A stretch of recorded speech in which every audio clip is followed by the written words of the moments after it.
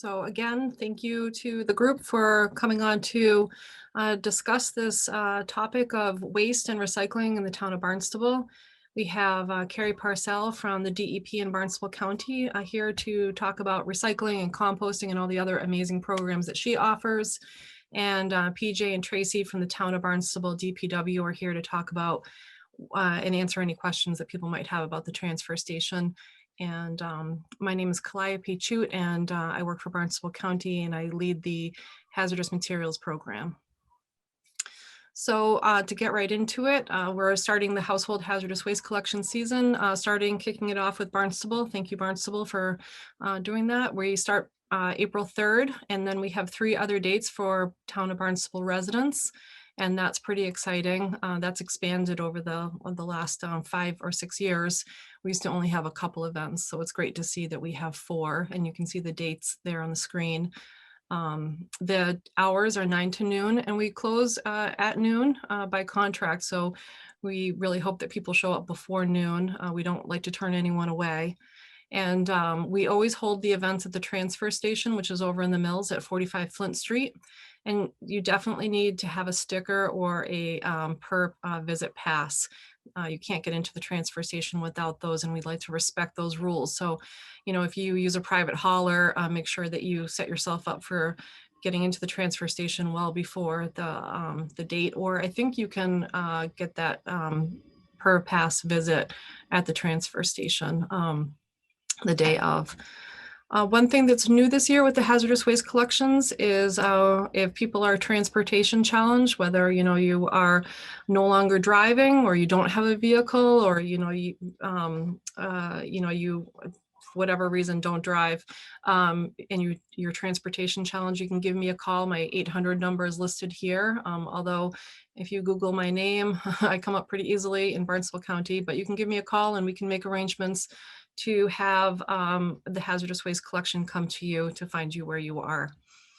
And I'm pretty excited about that program and grateful to the town of Barnstable for supporting that transportation challenged initiative.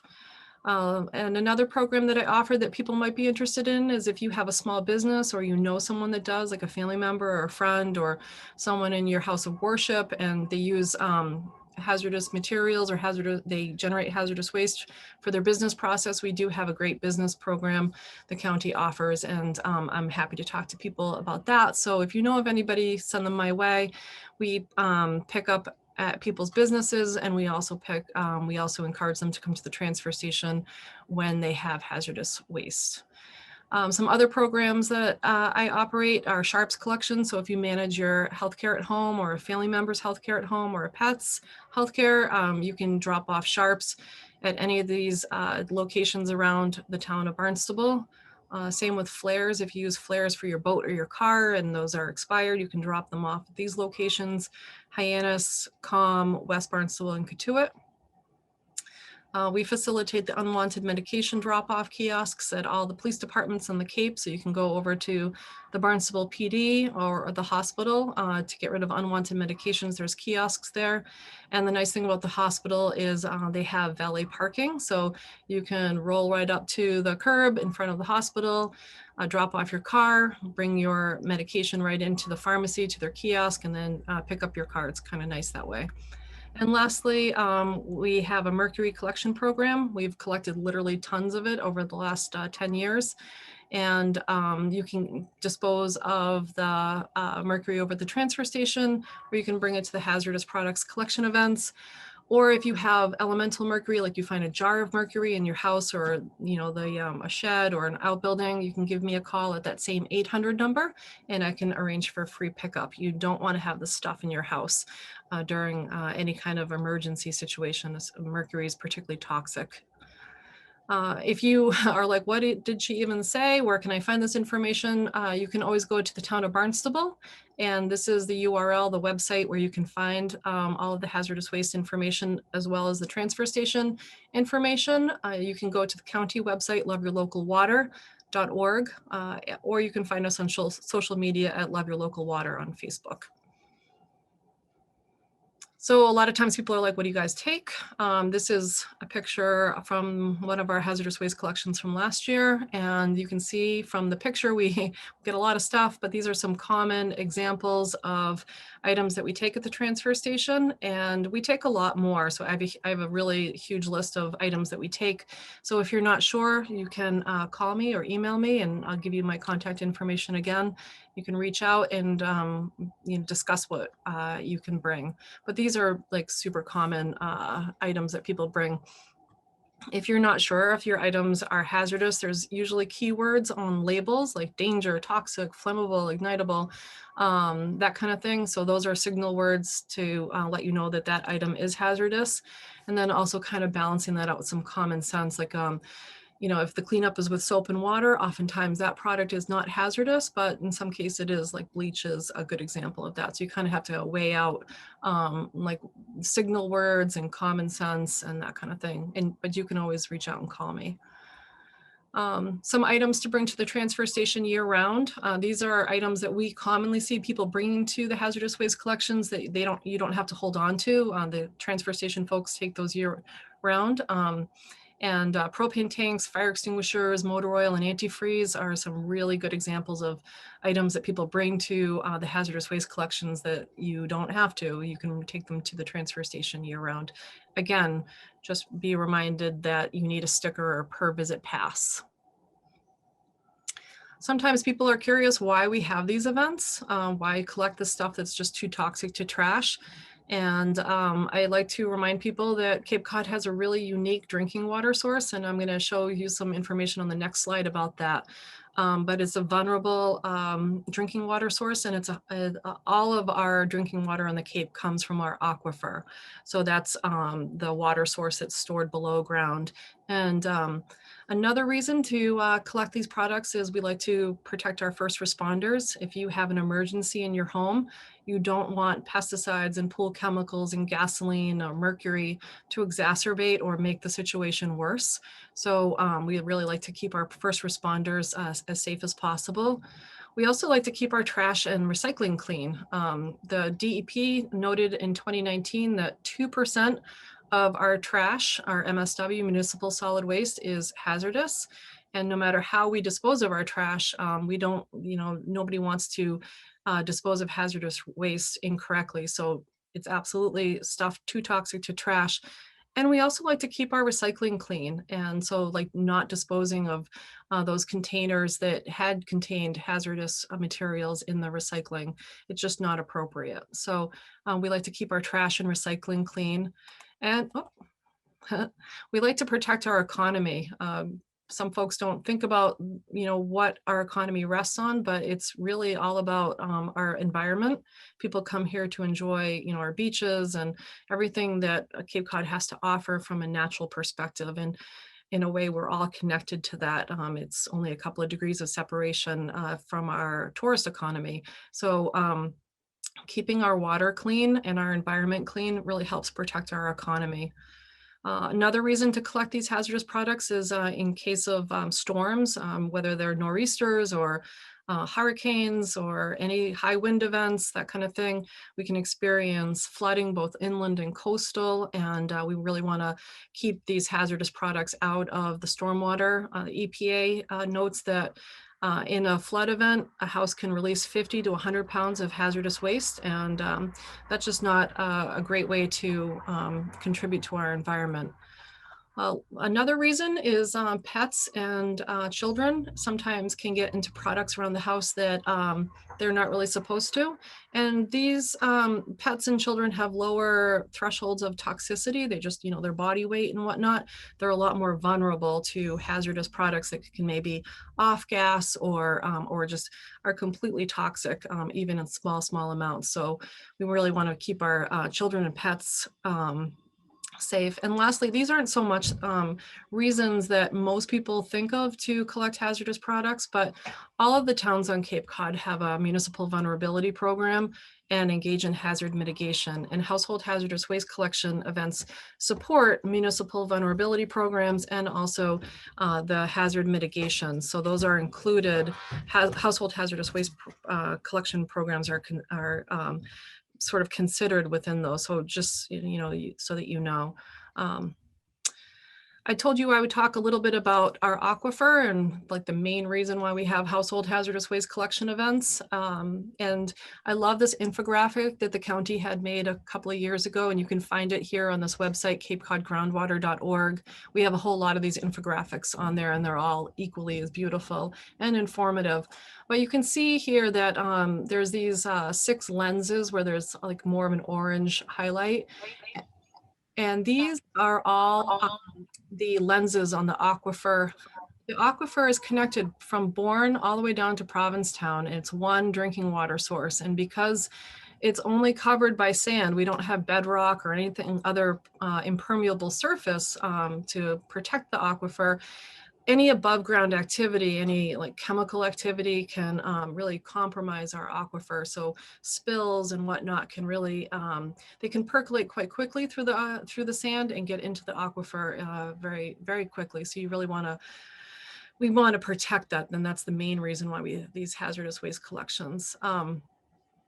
I put on here that our aquifer floats on the seawater below, and I have a pretty cool picture that I neglected to include in the slide, but if you want to see it, it's from the University of Rhode Island, and it's a cartoon of our aquifer, and it really shows nicely how the aquifer, which is the water source, rests on seawater, and it kind of looks like this lens here in this infographic, but it really demonstrates how vulnerable our water source is. There's nothing protecting it from the ocean side, from the above, from the land, and also from below. So kind of from all sides, our aquifer is vulnerable. So we want to do our best to protect it. And lastly, if you want to reach out to me, I'm always available. I have an 800 number. I have an email. I'm affiliated with a couple different websites, including the Love Your Local Water.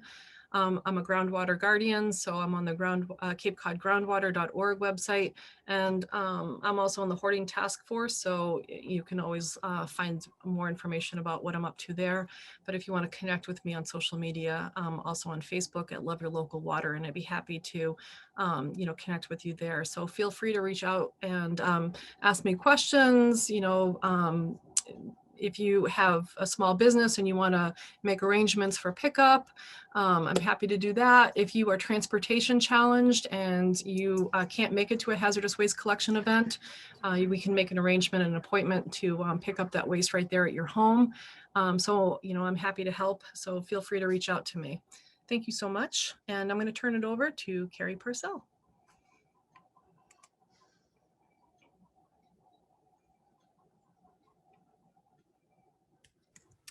All right, I clicked something that was very weird. Thank you, Calliope.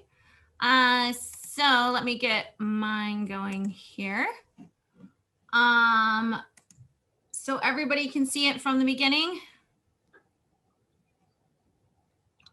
Great. Okay. So I'm kind of everything non-hazardous. So anything from construction demolition, asphalt, brick, and concrete, composting, anaerobic digestion, diversion, recycling, reuse, all of that fun stuff. So normally I can see you in a room, and I like to get a little bit of audience participation with hand raises and questions, etc. But I'll just move through this without that ability. So the first thing is a lot of folks don't know that MassDEP. Are you seeing this from the beginning? Normally my screen gives me some sort of indication. Okay. Yeah. So since 1990, the state, through the Mass Department of Environmental Protection, has implemented waste bans. Those are materials that they don't want in a landfill or to go to a waste to energy facility. And those are our two options for trash at the moment, or municipal solid waste. The things like the lead acid batteries, ferrous and non-ferrous metals, things like drywall or gypsum wood board, white goods or appliances. So if you think of a refrigerator or an air conditioner, something with Freon in it, that qualifies, or an oven or a stove in our kitchen, for example, whole tires. So there's a litany of things in here that the state just doesn't want to see go into our trash. and it's illegal. So nobody's going to knock at your door if you happen to throw, you know, a wine bottle or, you know, a soda can or something into your trash, but technically that is illegal. So that's why we have a recycling centers set up at our drop-off locations. There's going to be a new implementation of textiles to include that. So that's like clothing, linen, cloth, things like that. And mattresses. Mattresses are little known to folks that they're about 85 to 90% recyclable. Although futons and crib mattresses wouldn't count as a mattress. And then when I say mattresses, I also mean the box springs that correlate with those mattresses. So that'll be a new addition probably sometime this year, but depending on a COVID delay, it could be implemented in 2022. So State of the Cape, this is my favorite part about my job, not only educating folks, but talking about and implementing the current active diversion programs. And I work with towns like Barnstable and towns all over the Cape and the islands on these programs. Barnstable made me giggle because this is their bin right here. When I showed up, this is what I came upon, and it took me 2.5 trips with an open bed trailer to empty this. I would say this was probably close to 900 pounds of Christmas lights, and they're heavy. And this is just one town, so you can see that this is a lot. So we've been doing this for 3 consecutive years. Usually I have an AmeriCorps member that works with another person and they pick it up. This year it was kind of on me because again, we were protecting folks, but we wanted to continue the program. So I was the one to do pickup. As you can see, my little sedan here is not sufficient. So this was my first pickup of the season. This is a half of a barrel from the town of Sandwich. So that wasn't even remotely, you know, I think they had 3 barrels at the time. I got a half in my trunk, and then there was my entire back seat was full of Christmas lights. This is a resident of Provincetown who had a friend of his take photo of him dropping his lights into their collection. So I don't want to say that I dislike Christmas lights because they're beautiful and I love them on my tree, but I have a whole new affinity for them at this point. So that's Christmas lights collection that goes from November to January annually. The next thing we have is processed glass aggregate. Now, this is another thing that Barnstable participates in. And what processed glass aggregate, or PGA, is it's clean glass that's collected and it's tipped out here in the town of Dennis. This is the foreman here, Chad. This is a DEP supervisor, Brooke. And the glass gets tipped down into a big pile. And a third-party vendor comes in and they crush it into an aggregate that's 3/8 minus. And they can use it for road bedding, drainage fill, you know, something underneath a parking lot. And it's about 25% aggregate. And then there's just, oh, there's Tracy hanging out. So we're making him famous already. And then, you know, I just like to bring the human element into our programs to show that we are really boots on the ground and running these. It's not sort of something that you read about in the Cape Cod Times. These are all free, by the way. But I do want to preface that services are not free. Even if they're free to you, somebody somewhere is paying for them. Even that hazardous waste event you get to go to for free. Somebody somewhere is paying for that.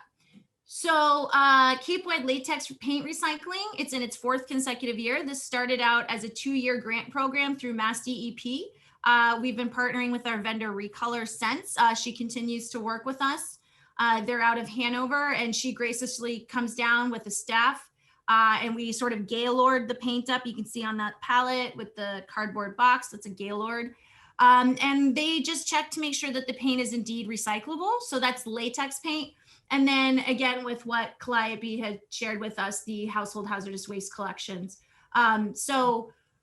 This year on August 7th in Dennis at the Tony Kent Arena will be our 1 latex paint recycling program for latex only. But I think Calliope had mentioned that you can bring latex paint in as part of the new hazardous waste contracts. But please come to our event too. It's latex only.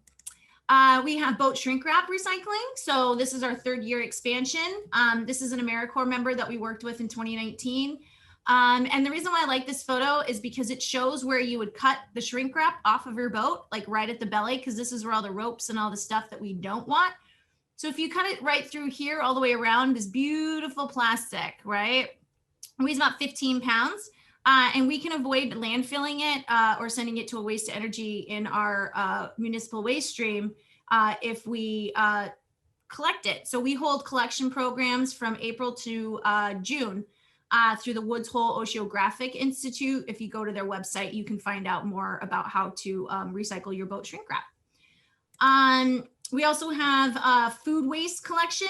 So Martha's Vineyard has a curbside program through the Island Grown Initiative, which is a farm on the vineyard. Nantucket has the anaerobic digester that runs their food waste through that digester with cardboard and paper products.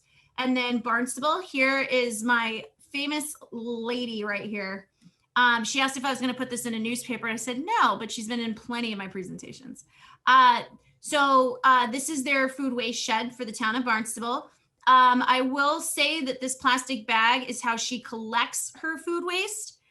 This plastic bag does not go into the compost bin with the food waste, but what she does is she flips it upside down and sort of like a tube of toothpaste. She just sort of squeezes the food out and throws it into the trash receptacle on the other side. But she keeps it in the freezer. She lives alone. So that's her way of keeping her food waste for the week. And then again, she doesn't put the plastic bag in with the food waste. She puts the food in the container and then she throws that plastic bag away separately. And I believe that's her newspaper bag. This is the town of Falmouth, and this is Chatham.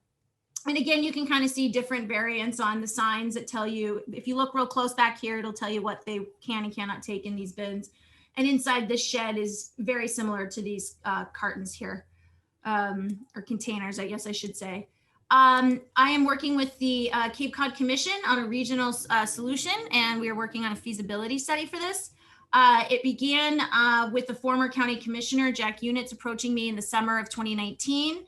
I'm partnered with the Cape Cod Commission, so I work with two colleagues over there. We put a scope of work together and then presented to the commissioners and the Assembly of Delegates for funds. They approved that. So then we flipped our scope of work to an RFP, which is a request for proposal, meaning that we were asking vendors who are very well qualified to help us with this endeavor. We had two bidders, Geosyntech and Tetra Tech. Project one is really the cost benefit analysis of shipping our municipal solid waste. So what do we do with it? We rail it out, we truck it out. And right now, those are really sort of our two options of how we manage that. So they're looking at a cost benefit analysis and contracting. Tetra Tech is looking at what I call the 17 other divertible materials from solid waste. So those waistband materials, things like mattresses, textiles, the hazardous waste that Calliope speaks about. So they're looking at those waste streams, potential markets and processors, et cetera. So hopefully by the end of November this year, we will have a beautiful conclusion as to what the Cape can do with our solid waste and our divertibles. And really the purpose that Jack had come to me about was to reduce the cost and increase efficacy of managing our solid waste for the Cape and the islands, and possibly even southeastern Mass, depending on how much what our capacity is, meaning how much Cape Codders generate in a municipal program. So this is part of a bigger sort of history and picture, and it comes with like a waste composition study, and there's fun things about how much waste we get rid of on the Cape, and what's recyclable, what's not, what the percentages are. So that's fun, but this is just the meat and potatoes of our survey. So I do a lot of training on the top 10. This is actually 11 if you count it. But the best way to think of things is bottles, jugs, jars, and tubs. OCC is cardboard, mixed paper is office paper, magazines are okay, as well as junk mail in this mixed paper stream, and then newspaper. We also have glass, plastics, tin, and aluminum. Barnstable, do you prefer that the caps are on or off on these particular material streams when it comes to glass and plastics and jars and tubs? Do you want cap on or cap off?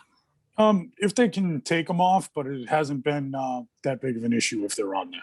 Okay. So that the reason why I asked is because some, universally DEP will say, cap it, but some transfer stations really do prefer you to take that off. So it sounds like it's up to you. If you can take it off and remember, go ahead and do that. So to determine what this slide is, like what this is, you can go to recyclesmartma.org. And on the homepage, there's a little recycling widget, and you type in your material stream that you want to know if it's recyclable, and it'll tell you if it goes into your bin or if it goes into a different type of material stream in a different type of container. So your textiles, for example, your clothing and your linens, don't go in a bin, but they do have collection containers at the town of Barnstable's transfer station. So you can take those materials and put them there to be recycled. So you can divert them from your trash can. So recycling to me is sort of the second bin before the trash can. So it doesn't really work anymore. We have to kind of think beyond the bin. And so I say before the bin, think again. And so here's sort of what I'm going to leave you with, before you think, before you put it in the bin, think again. And it's refuse it, rethink it, reduce it, reuse it, repurpose it, refurbish it, donate it, sell it, gift it, compost it. And I'm sure you can think of a million other things that, you can create it, you can design it, you can whatever. So I forgot to add my contact slide. So I will leave that up to Susan to put on the website, or I'm also on the extension website where Calliope is located, so you can find me there. But that's my small presentation about just what's happening on the Cape right now and some of the programs that we've had implemented for since I've been since I've been with the extension office at the county. So thank you so much. Thanks, Carrie. That was really great. Thank you.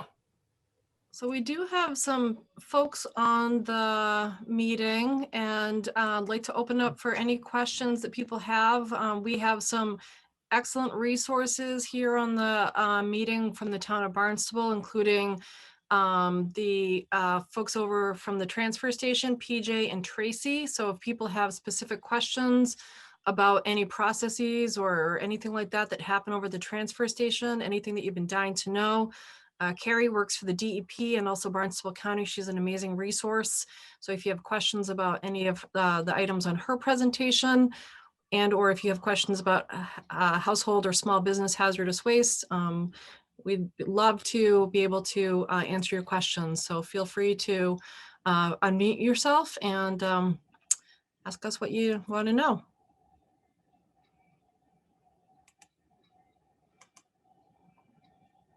Hi, Nancy. My husband takes everything to the dump. I never go, but he, lately for the past few months, he's been saying that the newspaper recycle is not open. So he's been kind of throwing it in with regular paper. Is that okay? PJ, do you want to field that, or Tracy? Carrie? Sure. So it's quite all right to put the newspaper in with the mixed paper. The issue we ran into is the compactor unit on newspaper went down, had a mechanical failure, and we're working on a way to get that fixed so we can get the newspaper back open. Right, so that sounds like it's a temporary problem, PJ, and it's not like a new policy or something that folks need to be aware of. No, just a temporary issue with mechanical failure. When we get it fixed, we'll open it right back up. Awesome. Nancy, does that answer your question? It does, thanks. Great. Judy, it looks like you have a question. Yeah, this has been very interesting. I have been hearing again and again that plastic is literally not disposable, no matter what you do with it.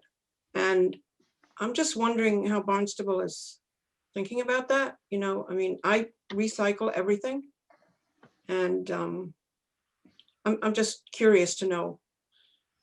Yeah, am I wrong? Am I right? What? Maybe Carrie can get the view at 30,000 feet, and then PJ can field the second half of the question when it's relatable, like locally to the town of Barnstable. Right. So it really depends. So not all plastics are created equal, and therefore not all plastics are recyclable. The first rule of thumb is to ignore the recycling symbol on plastics. Some plastics don't have the symbol on them.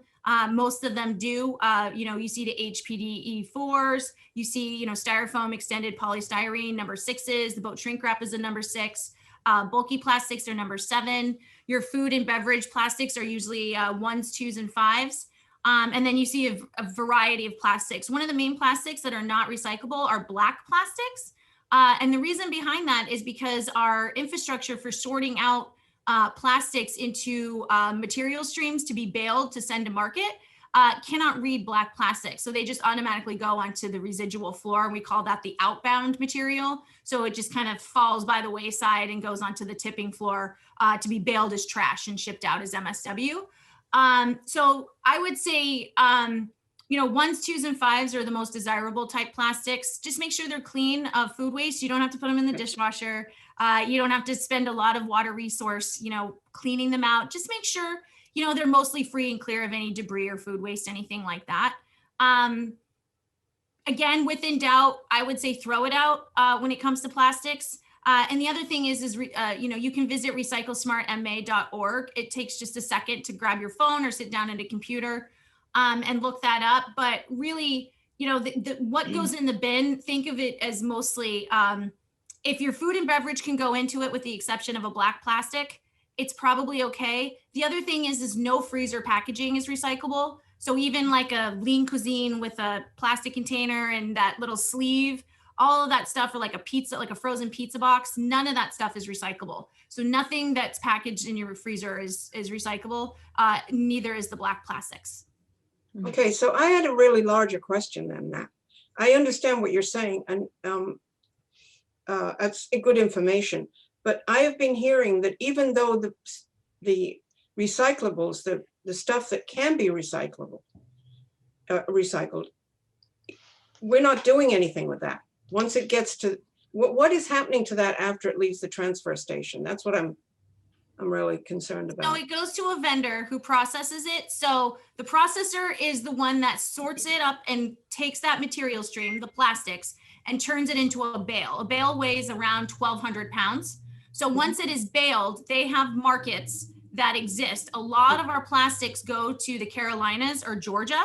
And what happens with those plastics, especially the 1s, 2s, and 5s, is it's downcycled into things like textiles, carpets, rugs, upholstered furniture.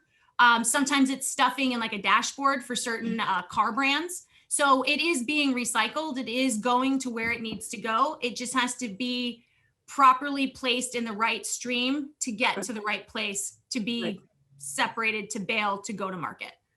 So that's what's happening with, I would say, the majority of Cape plastic. Maybe PJ or Tracy could talk about what happens with the plastics from the Barnstable transfer station, so we get like a real local focus. Yeah, I've spoken with our vendor who hauls out our recycling multiple times, because we've gotten this email stopping people asking these questions about that same issue. And he still tells me that it is getting recycled. They do sort it. There is a pretty hefty fee for them to take it that we have to pay, but it is on the other end that it does cost money to recycle the plastic. So we do pay a fee to get rid of it, but it is getting recycled. And as Carrie stated, there are those items that they're just not recyclable. If they are, it's a very specific place it can be, and we don't have that ability like the plant pots that she was talking, the black ones. They are recyclable if you bring them back to Home Depot or Country Gardens, with two places that they accept those back, because they have to go right back to the plant industry. They can't go back out to someone else based on what they are. And styrofoam is not recyclable at our place. There is some states that have it, but they have a facility near their facility, their transfer station, that can recycle styrofoam. We don't have the ability to take it from our place and have it hauled somewhere else. So it is unfortunately in the waste stream. Some of the other ones, like a big bulky plastic item, like a deck chair, something along that type of plastic, doesn't go in the plastic bin on the recycle line. But we ask, if you stop at the gatehouse and show the attendant, he'll have you place it over in the demolition area. And if you only have a deck chair, maybe two, they're so lightweight, there won't be a fee for it. But in the end, the demolition company, the construction demolition, will sort it out as best they can to try and get that plastic to a recycler that handles that style of material. Great. That's PJ. Thank you for clarifying. It sounds like there's a lot of variables. And I know when we did that styrofoam study at the Barnstable transfer station some years ago, it was just found that it was just not commercially available. It was just too large of a carbon footprint or something that I remember to get all the styrofoam and then take it off Cape, and it was just Yeah, there's so little amount that you can put into the container that yeah. it's just not feasible. And if people do have any questions and you have the item with you on the recycle line, just ask one of the attendants that's walking up and down it, or stop at the gatehouse and ask those guys, and they'll gladly tell you where it should go or help you out to get it over there. Yeah, thank you. I had one more question. I Sure. keep thinking of questions now. What about the containers that restaurants are putting out now? There's some of them I've noticed. I don't go to many restaurants right now, but I've noticed that there's a certain kind of container that's paper, but it's not paper. It's the cross between cardboard and paper. And I'm just wondering about, is there a law now in effect in Massachusetts for restaurants to do that? I am not sure Okay. on that with the restaurant industry. I'm not sure what they have to follow. So those are local bans, bylaws and ordinances, regulations. So that would be on a local level. So for the Cape, what they do is they look at specific, single-use materials like a takeout container, Right. straws, styrofoam, those sorts of things. The paper that you get for food takeout, you could actually throw that into a compost pile if you home compost. Oh, okay. You could throw it into your recycling bin, like kind of like an egg container, that like cardboardy egg container. Yeah. But again, you want to make sure it's pretty clean and free from a lot of oils and, food residue.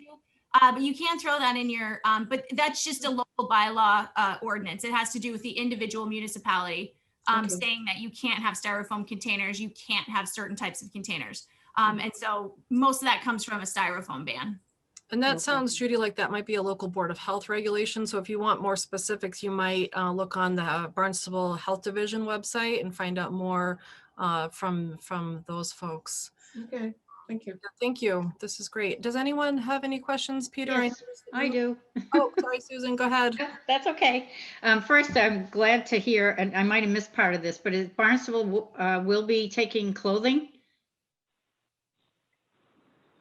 For Yes, recycling? we have clothing drop off at the, trying to describe it on the property, but if you go around where we do the hazardous collection queuing of the vehicles, there's a line of containers right along that paved area Okay. for textiles. And it's pretty much any kind of textile you can put in there? They do have it on the front of the container of ones that Okay. like take shoes or like pillows, things like that. Okay. Yeah, and just make sure they're not soiled, meaning they're not wet, they're not moldy, and they don't have any biofluids on there. Like if somebody had gotten into an industrial accident or something and it's you don't want to put that stuff into the text. No. And I have one other question. I helped someone move in December and they had a boatload of stuff that shouldn't have gone into the dump, which I actually took home at the transfer station. Is there a place that you can take that stuff in between the time that Barnstable doesn't accept hazardous waste, even if it's off Cape? Yeah, so it sounds like you got legacied or gifted some items Yes. that are possibly trash. Yes. Yeah, unfortunately that happens more commonly than you'd think. Mm. So outside of the hazardous waste collection season, which is April through October, Yep. there's a limited availability for disposal of hazardous waste. You can hire a company to come to your property and pick it up, and that's actually rather pricey depending on what you're comfortable with. Like it starts, they charge $500 on average just to deploy a truck, and then you have to pay for a chemist and then the disposal fee. So there's that. There's also a couple of permanent facilities around Massachusetts that are licensed by, or permitted rather, by the DEP. Not a recommendation, just information. The closest one is Clean Harbors in Braintree. And then New England Disposal Technologies operates a couple like out in Sutton and other parts of Massachusetts. Then some towns like the Minuteman in Lexington, they will allow some folks to come to their hazardous waste collections for a fee. And all of those other permanent facilities charge a fee. And all that information is located either on the county website, Love Your Local Water, or you can go to the website and find the list of permanent facilities. And so you would need to call them, make an appointment, find out the fee structure and how you can pay, because they don't always all take the same. But within the hazardous waste collection season on Cape Cod, again, starting with Barnstable on April 3rd and ending October 16th in Bourne, you know, the town of Barnstable has 4 hazardous waste collections, which is pretty fabulous. Yeah. But residents can go to another town, like say if you wanted to go to Falmouth, which I don't recommend. Falmouth is my biggest one, but town of Barnstable residents can go to those hazardous waste collection events, but they do need to register with me, and they need to fill out a form that's located on loveyourlocalwater.org, and they need to pay. And they need to pay. You can pay by credit card this year, you can pay by check, or you can pay by money order. We Okay. don't take cash. So and the reason why is because each town pays for their own residents' hazardous waste disposal. Sure. Town of Barnstable, you only want to pay for town of Barnstable residents. So if anybody comes from another town to Barnstable, for instance, they have to go through the same process and pay. So there's actually 24 opportunities of hazardous waste collections for town of Barnstable residents. Mhm. 4 there's no point of disposal fee. And then the rest of them, if you go to another town, there is a point of disposal fee. Absolutely. Okay, that's all good to know. Yeah. There's a, at the top of the non-resident form, and that really just means that you don't live in the town or the region where the hazardous waste collections are happening. There's a fee structure, and so it's based on weight or volume. So, you know, you can just kind of like look at the waste you have and, okay, that looks like it's about 55 gallons and that's going to cost X amount of dollars. So. Okay. Okay, that's great. Thank you. Anyone else have questions? Looks A like question. question, to and then Gary. Jane. Does, Go ahead. can the general public get a copy of the Cape Cod Commission RFP that you were talking about? Yeah, so Carrie would have the answer to that question, although all of these documents should be on the county websites, but Carrie can field that question. Yeah, I mean, these are public documents, so I can try to, I mean, I'm sure I have it saved to my computer somewhere, so I will locate it and send it out to you. All right, thanks. And it looks like Jane had a question. Jane, go right ahead. Yeah, let's see. Sorry to be late. I don't know if you already covered this at the beginning before I got on, but what happens with electronic waste? Is that something that goes to the landfill, or is that something that we should try to find other places for? Yeah, so Like cell phones and, you know, any electronic material. or Tracy, you could field those questions. So just as a reminder, we do not take e-waste at the hazardous waste collections. And the reason why is we do not take what towns offer year round or what they offer in general. So because all 15 towns on Cape Cod offer some form of e-waste disposal, we don't replicate that service. We complement the services that towns already offer. So sometimes people do bring their e-waste to us, and then we refer them at the hazardous waste collections to either the town as their initial point of disposal. We really like to drive town residents to go to their own transfer stations and use that amazing commodity. But also there's other options, like, you know, if you use that recycle widget that Carrie was talking about, the Recycle Smart, you can type in your waste stream like cell phone, and it will give you places in your area specific to your zip code where you can dispose of that, like say like cell phones to Independence House or whatnot. But PJ and Tracy could field the specific e-waste question for the town of Barnstable, I think. I guess I wonder, does the town profit from e-waste? Is it something that some of the materials can be extracted and sold? Is that profitable? Or if we have another location to bring our e-waste, does that help the town? I guess that's part of my interest.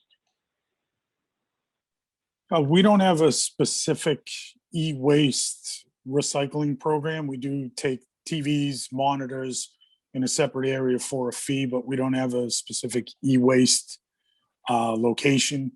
It's kind of on a item by item basis as you stop at the gatehouse and they take a look at the item and determine where it goes. Tracy might be able to give some better details than I have right now.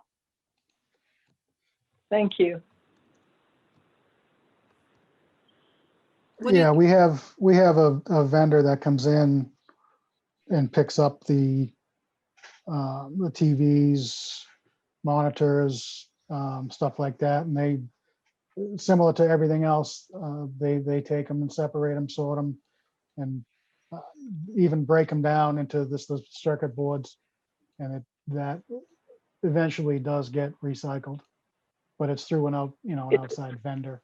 It's nothing specific. Is to that it. a cost? Is that a cost to the Yes. town, or is that something that the vendor then pays you for the materials? No, it's it's a a cost? it's a cost. Okay. And I would say in my, it's like 17 years of being in this industry, I've never heard of a town making money off of e-waste. It's ridiculously expensive to process these items. There's all kinds of variables, like people putting, their remote control in with the batteries and those having to be removed. Yes, Right. Like scrubbing the hard drives and building that into the contract. It's wildly expensive. And I've never heard of a town being able to leverage that waste stream to become a commodity, like maybe with similar to like cardboard or something like that. I've never heard of that happening. So if you hear of that happening, Judy, Jane, sorry, let us know, because I'd love to hear that. Well, there's a pair of brothers who I think were Cape natives that have rented a warehouse off Cape, and they have a organization now called the EWaste Coalition. They don't pay, but they will take the e-waste for free, with the exception of, just as you have said, televisions, they charge a fee to take, but other e-waste, they apparently disassemble, and, the metals or the rare earth materials that can be sold are sold. And I just wondered if they were taking an income generating stream of waste away from the town, but it sounds like they are not. They are just providing an additional service, and they're a little more nitpicky than the usual Yeah, they may have recipients. they may have their own personal vision and mission in life, and this is maybe I don't know how they're pursuing it. It's a very, very labor intensive industry. It's also quite hazardous, like you mentioned. There's all kinds of heavy metals involved, and you have to have. You don't want to be stuck with this waste because it just becomes really problematic with every single component, from the glass to the plastics. It's very, very complicated. It's highly permitted and regulated, and so I would just be mindful of, and also mindful of your the information that you, like if you're giving like a laptop or a cell phone to someone, that you can verify with them that they are scrubbing your information from that. And that's one of the components of the town contracts. The towns are very aware of that. They go, the PJ and Tracy go to all kinds of trainings, as we all do, on all these different waste streams, and are like really cognizant, really aware of all these like strange little variables with these waste streams. So I think the town really does the right thing, and you can trust them to do the right thing with your waste stream.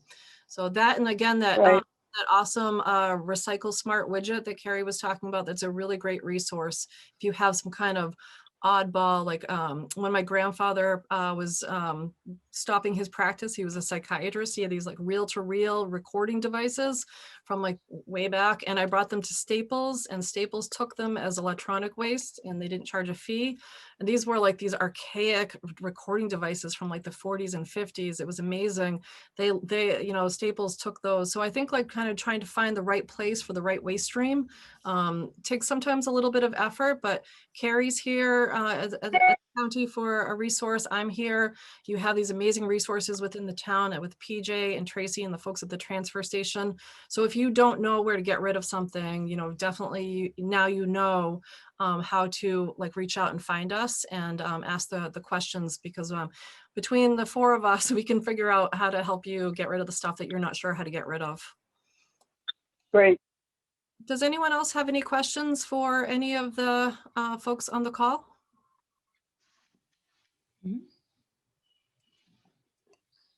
No? Okay.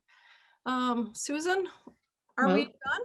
We're done. Well, thank you very much for your time and your knowledge and information. We all really appreciate it. And maybe we can do this again in the fall for people that weren't able to make it today. So Yeah. I thank you all very much. Absolutely. And for anyone, mark your calendars, April 3rd, not this Saturday, but next Saturday, we'll be at the transfer station from 9 to noon, taking all that stuff too toxic to trash. Bye, everyone. Thank you for coming. Bye-bye.